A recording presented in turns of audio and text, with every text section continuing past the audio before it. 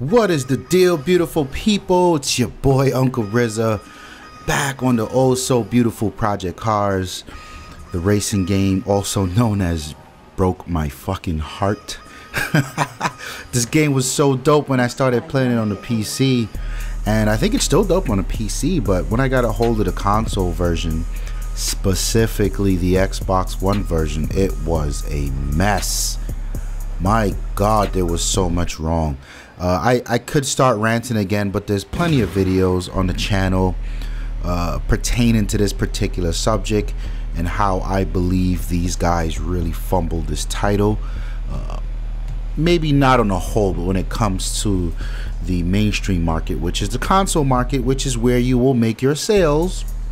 I'm not gonna get deep into it, but the main thing about it was unfriendly to console players, and console players are used to very polished experiences. So one of them being a controller, and the game just isn't controller friendly. I mean, you can make it work, but it requires a ridiculous amount of dedication and tweaking, so on and so forth.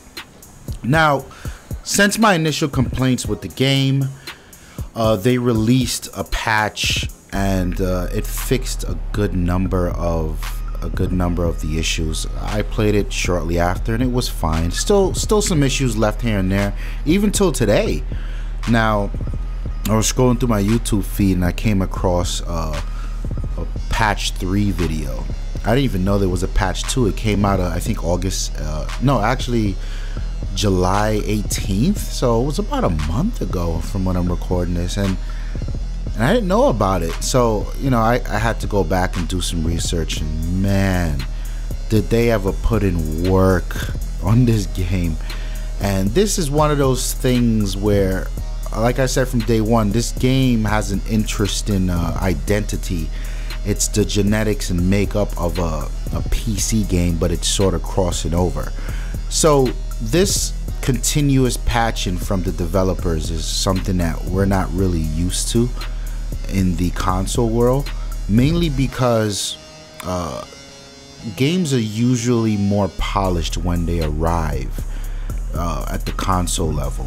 And here, you know, PC guys, they like to tweak. They want to get it early. They want to do what they want to do, whatever. But it's two different ends of the spectrums, right? Some PC guys will be okay. They'll hang in there because they'll play these games for 2-3 years at a time. So they're in for the long haul, and they can deal with these, you know, not quite perfect, but they'll take little updates here and there. Well, I'm sorry, huge updates here and there. Whereas the console guys are just like, why isn't it perfect from the get-go? So I think Project Cars is interesting because it's on both platforms and it gets the benefits of both. What is the benefits of Project Cars on the console? I think it's a true simulator. That's one of the things, you know. Gran Turismo, yes. Forza not quite as sim as Gran Turismo, but still sim. Oh, did you see me just lose my wheel? What the fuck?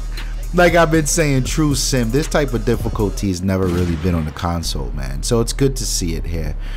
But you know, shout out to these guys for this huge patch list, and the patch 3 looks even more dope. Well, from what we can tell, they're focusing on the weather. They're changing the weather effects, which I already thought was pretty dope. So I don't know. Let's see what they come up with. You know, it's such a sad story. I don't know if I can return to this game at this point, because Forza 6 is almost here. Need for Speed is almost here, and I want to get my hands on that.